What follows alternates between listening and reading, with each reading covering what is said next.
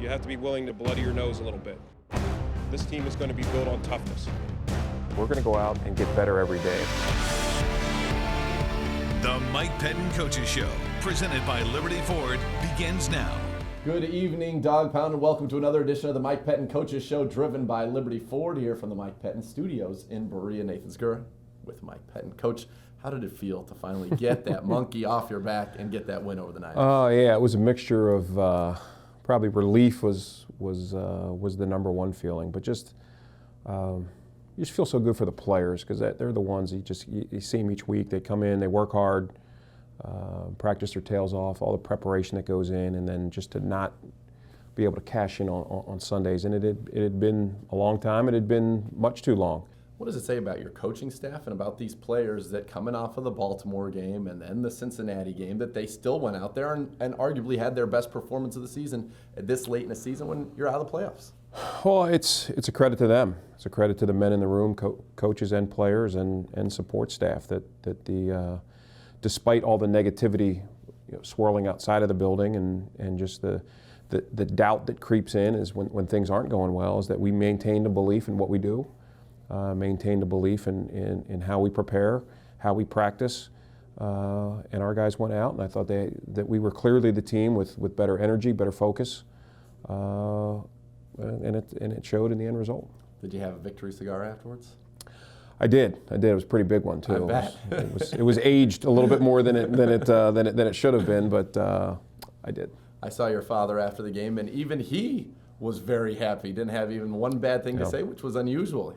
Well, that's what winning after a 7-game losing streak will do to even the most hardcore critics. So he got a chance to smile for a couple minutes. All right, let's talk about dominating at the point of attack on both sides of the ball. The defense getting to the quarterback, the offense being able to run the football. What changed?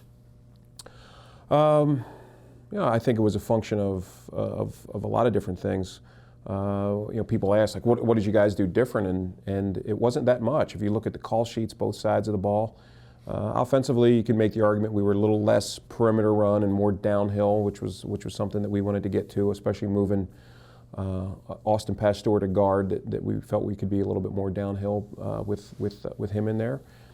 And then defensively, it was more of it was a tight plan. Really, no new calls. We executed better. I thought we had a really good beat on the Niners, just kind of scouting report stuff. Things formationally that helped us out. Some of the pre-snap information we were able to gather, and we played a complete game. We talk about 60 minutes. We've played well in stretches of every game, and but in a lot of those losses, just weren't able to finish or maintain it throughout. And this game was an exception. Crow and Duke both had career highs for them. 145 yards for Crow, over 70 for Duke. Did you see something that made you say, all right, if we can just kind of get these guys in a rhythm, maybe we can do this, maybe not 230 yards, but we can do this more often than not? Yeah, and it's been a work in progress. I think kind of going back to what I talked about before, just the subtle shift in us schematically, I think has helped. That last year we were much more of an outside zone team, and this year teams were taking it away, and we went against some teams that had some really good edges and weren't able to get the same production from a year ago, and we really shifted our emphasis out of necessity. And I just think these are two young backs that are, that are still learning the game. That a large part of the run game. It's easy to say, hey, when you're not running the ball, it's on the offensive line, and that's not the case. Where a lot of times whether it's the tight ends or whether it's the backs, it could be blocked well, and if the back doesn't make quite the right read or presses the wrong hole. Most of NFL runs aren't designed to be, hey, it's going in this specific spot. That based on the front that the team is in, how a play starts to be blocked will dictate where it ends up. It could hit front side around the edge. It could wind all the way back, and a lot of times that's on the backs to make those decisions. And so sometimes when runs gets missed, it's more on the back. And I just think those guys have learned and they're not making same mistakes that they maybe did earlier in the year. And certainly they looked explosive. Now I know this is probably unusual for you. We've gone probably 7, 8 questions, but now we're going to get to it. What do you think of Johnny Manziel's performance against the 49ers? Solid. Did his job. They didn't try to do too much. Well, he did, just on one play he did, and just try to it's the old big no-no in football. It goes back to Pop Warner. Never throw the ball late over the middle of the field, across your body. And I think he knew it as soon as he threw it, and certainly knew it when he came off the sideline and was beating himself up a little bit, literally with the Surface tablet. But outside of that play, I thought he was very poised. He was very confident.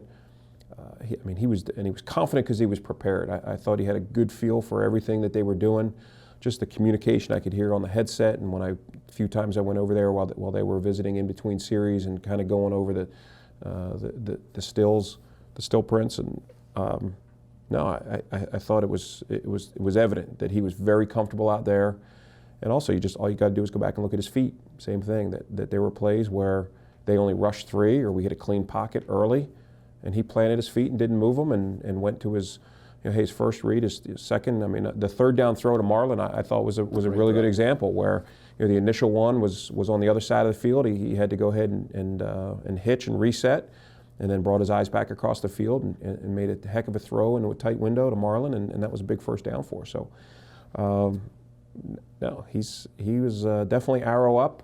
And should have some confidence heading into this week. Yeah, great ball placement on throw to Marlon to lead him up the field as well there. And it's interesting. I talked with Travis Benjamin and Gary Barnidge earlier this week, and I said, "What's the biggest change that you see in Johnny?" Because I think they could have said, the game's slowing down for him. They all said leadership, his command of the huddle and command of the team. As the head coach, what have you seen in that regard from Johnny? Well, outside of the more than well documented hiccup off the field at the bye week, just his leadership when he's been in the building has been tremendous. And that starts with preparation. That starts with command. It's hard to have command in the huddle when you can't even get the play out. And there were times last year where he struggled with.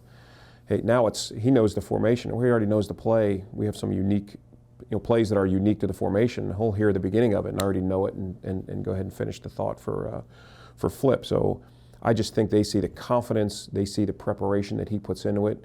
And that he's got great command of the huddle, and if there's a shift or a motion that a guy misses, he knows it. Hey, get set. He's assertive. He'll give guys reminders. Hey, remember split safety. I'm going to come, work your. Hey, man coverage. I'm working your side. He's good with all those little reminders, and guys respect that, and that's why I think that we talk constantly with our players, but even more so for the quarterback position, that it's earn the respect of your teammates and the trust of your coaches. And inside of the building, in just the world that's pure football, he's done that and then some. Certainly, and it showed against the 49ers. When we come back, we'll get into the PNC Bank film breakdown. As Matt Wilhelm will catch up with Nate Orchard, who had his first 2 career sacks. Also, we got #AskPet. And we'll talk a little bit about the Seattle Seahawks game when the Mike Pettine Coaches Show, driven by Liberty Ford, returns. The Mike Pettine Interview, brought to you by El Canal.